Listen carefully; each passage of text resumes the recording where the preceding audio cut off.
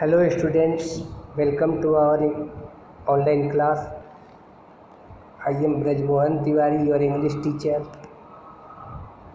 Today I am going to teach you English literature section 2 and the title of the story is Gulli Danda. But before start my teaching, I would like to give you brief introduction of the writer. This story is written by Munshi Premchand. His real name was Dhanpat Rai Srivastava, but he wrote his stories and novels under the pen name of Munshi Premchand. He was born on 31st July 1880 in Lamhi village near Varanasi in Uttar Pradesh. He ranks as one of the tallest icons in the field of modern Hindi and Urdu literature.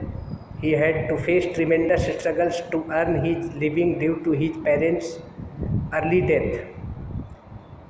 As a Hindi writer, he wrote approximately dozen novels, 250 short stories, numerous essays and translations. Now come to the chapter. Gulli Danda is an amateur sport played rather like cricket. गुली डंडा एक शौकिया खेल है जिसे cricket की तरह खेला जाता है. It is an informal street game played in the rural area in small towns all over South Asia as well as Cambodia, Turkey and Italy. यह गलियों में खेला जाने वाला एक अनौपचारिक खेल है जिसे समूचे दक्षिण एशिया और कंबोडिया, टर्की तथा इटली में खेला जाता है. यह खेल अक्सर ग्रामीण क्षेत्रों और छोटे शहरों में खेला जाता है. The game is played with 2 sticks, a large one called danda with which is used to hit a smaller one the gulli. यह खेल 2 डंडों के सहारे खेला जाता है. इसमें एक बड़ा डंडा होता है और एक छोटा. बड़े डंडे से छोटे डंडे को हिट किया जाता है. This story written by the famous Urdu and Hindi author Premchand is a charming account of village life. यह कहानी उर्दू और हिंदी के मशहूर लेखक प्रेमचंद के द्वारा लिखी गई है जिसमें उन्होंने बड़े ही आकर्षक ढंग से ग्रामीण जीवन का वर्णन किया है. तो कहानी का सारांश इस प्रकार है. लेखक के अनुसार गुल्ली डंडा सभी खेलों का राजा है क्योंकि इस खेल को खेलने के लिए महंगे साजो सामान की आवश्यकता नहीं पड़ती है. इस खेल को खेलने के लिए न बहुत बड़े लॉन, कोर्ट और न ही नेट की आवश्यकता पड़ती है. बस एक पेड़ पर चढ़िए, पेड़ की डाली काटिए और उससे गुल्ली और डंडा बना लीजिए और खेल आरंभ कर दीजिए. लेखक इस कहानी के माध्यम से अपने बचपन के दिनों को याद करते हुए अपने दोस्तों के साथ खेले गए दिनों को याद करता है. लेखक के क्लब के खिलाड़ियों में गया सबसे प्रमुख था. गया एक कुशल खिलाड़ी था. वह जिस टीम में होता था उस टीम की जीत पक्की मानी जाती थी. एक दिन गया और लेखक गुल्ली डंडा खेल रहे थे. गया बैटिंग कर रहा था और लेखक फील्डिंग कर रहा था. लेखक फील्डिंग करते करते थक गया था और बहाने बनाकर किसी तरीके से घर जाना चाहता था. इस बात को लेकर दोनों में झगड़ा आरंभ हो जाता है. Now come to the next page. दोनों में बहस इस हद तक बढ़ गई कि दोनों के बीच हाथापाई शुरू हो गई. गया ने लेखक को तमाचे जड़ दिया और अपने डंडे से लेखक को पीट दिया. इस पर लेखक चिल्लाने लगा. तब गया उसे छोड़ दिया और लेखक घर वापस चला गया. इस घटना के कुछ ही दिनों के बाद लेखक के पिताजी जो एक सरकारी कर्मचारी थे उनका तबादला किसी दूसरे शहर में हो जाता है और लेखक नए जगह पर जाने की खुशी में अपने खिलाड़ियों को भूल जाता है. लेकिन ठीक 20 वर्षों के बाद लेखक की नियुक्ति एक इंजीनियर के रूप में हो जाती है और संयोग से वह उसी गांव में आता है और एक डाक बंगला में ठहरता है. वह पुराने दिनों को याद कर बहुत ही रोमांचित हो जाता है. अचानक लेखक ने 2-3 लड़कों को गुल्ली डंडा खेलते हुए देखा और उनसे गया के बारे में पूछा कि क्या गया यहाँ रहता है। Now come to the next page. लड़कों ने कहा कि क्या आप उसी गया की बात कर रहे हैं जो किसी साहब के यहाँ साइज के रूप में काम करता है।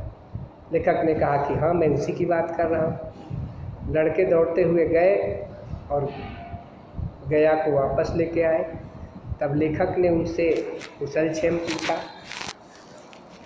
लेखक ने गया से पूछा कि क्या तुम मुझे पहचान रहे हो। लेखक ने कहा कि मालिक, मैं आपको कैसे भूल सकता हूँ। आज गया मालिक शब्द का प्रयोग करता है क्योंकि वह एक श्रमिक है और लेखक एक अफसर बन चुका है। तब लेखक ने क्लब के अन्य साथियों मताई, मोहन और दुर्गा के बारे में पूछता है। तो गया ने जवाब दिया कि मताई की मृत्यु हो चुकी है और मोहन तथा दुर्गा डाकिया बनकर सेवा कर रहे हैं। और आप क्या कर रहे हैं सरकार? गया ने लेखक से पूछा। लेखक ने कहा कि मैं इस ज़िले का इंजीनियर हूँ। फिर लेखक ने पूछा कि क्या तुम अब भी गुल्ली डंडा खेलना पसंद करते हो? तब गया ने जवाब दिया कि कहाँ मालिक, अब तो किसी तरीके से रोजी रोटी कमाना पड़ता है, तो अब गुल्ली डंडा खेलने का कहाँ टाइम है। तब लेखक ने कहा कि चलो आज हम लोग गुल्ली डंडा खेलते हैं। वह उसे डाक बंगला में ले जाता है, अपनी कार में बैठाकर उसे गुल्ली डंडा खेलने के लिए सहमत कर लेता है। रास्ते में दोनों के बीच वार्तालाप होती है। लेखक ने पूछा कि क्या तुम अब भी मुझे याद करते हो? तो लेखक के इस प्रश्न के जवाब में गया कहता है कि कहाँ मालिक, आप बड़े आदमी हैं, मुझ में कहाँ साहस। तब लेखक ने कहा कि मैं तो तुम्हें याद करता हूँ। तुमने बचपन में मुझे जो डंडे से पिटाई की थी वो मैं कैसे भूल सकता हूँ। तब गया कहता है कि मालिक, अब आप उसकी याद मुझे मत दिलाइए। तब लेखक कहता है कि उसे मैं कैसे भूल सकता हूँ, यह तो मेरे बचपन की सबसे मधुरतम यादों में से एक है। उसके बाद दोनों आगे बढ़ते हैं। लेखक एक पेड़ पर चढ़कर लकड़ी काटता है और उससे गुल्ली और डंडा बना लेता है और खेल प्रारंभ हो जाती है। Now come to the next page. लेखक बैटिंग करता है और गया फील्डिंग करता है, लेकिन गया का जो हुनर बचपन में था आज कहीं दिख ही नहीं रहा था। लगता था कि वो खेल खेलना ही भूल गया और वो खेल में पूरा मन नहीं लगा पा रहा था। लेखक जीत गया। उसके बाद गया ने कहा कि अब हमें चलना चाहिए क्योंकि अंधेरा हो रहा है। लेखक ने कहा कि नहीं, तुम बैटिंग कर लो। कहा कि नहीं, कल कर लूँगा। लेकिन लेखक के बार बार कहने पर कि गया ने बैटिंग करना शुरू किया, लेकिन बड़े ही अनबने ढंग से और बहुत ही कम समय में वो हार गया। तब लेखक ने उससे कहा कि यदि तुम चाहो तो फिर से बैटिंग कर सकते हो। तब उसने कहा नहीं, अब अंधेरा हो रहा है, अब हम लोग चले। जब रास्ते में वो लोग लौट रहे थे तब गया ने लेखक को आमंत्रित किया कि कल हमारे गांव में एक मैच है जिसमें बूढ़े बुजुर्ग लोग खेलेंगे, यदि तुम चाहो तो देखने आ जाओ।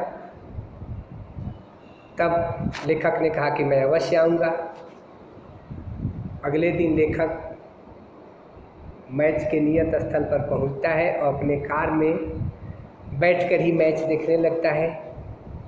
और जब मैच प्रारंभ हुआ तो गया पुनः उसी कुशलता से खेल शुरू किया जिस कुशलता से वह बचपन में खेला करता था। यह देखकर लेखक को बड़ा आश्चर्य हुआ now come to the next page. लेखक को लगा कि ये तो आज दूसरा ही गया खेल खेल रहा है। कल जब खेल रहा था मेरे साथ तो ये बिल्कुल ही अनाड़ी जैसा खेल रहा था, और आज तो यह पुराने अंदाज में खेल रहा है। मैंने उसे खेल में कल कई एक बार चीटिंग भी किया, लेकिन इस पर उसने कोई क्रोध नहीं जताया जो वो अक्सर दिखाया करता था। तब लेखक को समझ में आ गया कि वो एक गरीब आदमी है और मैं एक अफसर हूँ, इस वजह से वो कल जानबूझकर हार गया था।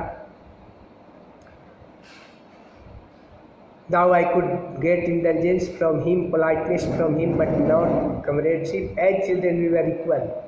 तब लेखक को एहसास होता है कि जब वे बच्चे थे तो बिल्कुल समान थे, तो ये बड़े होने पर कैसी दीवार खड़ी हो गई। अब हम दोनों में क्यों समानता नहीं रहा। तो अक्सर ये देखा जाता है कि बचपन तो हर गम से बेगाना होता है, बचपन में कोई भेदभाव नहीं होता, लेकिन बड़े होने के बाद लोग हैसियत के अनुसार व्यवहार करने लगते हैं। तो लेखक अंत में ये निष्कर्ष निकालता है कि आज गया बड़ा हो गया और मैं छोटा हो गया। ये कहानी का सारांश है। And I think that you will have understood the story. I would like to suggest you that read the chapter once again and try to understand the meaning of the story and the message of the story. Find out difficult word meanings and write down in your notebook using a dictionary. We will meet in next video. Till then, bye.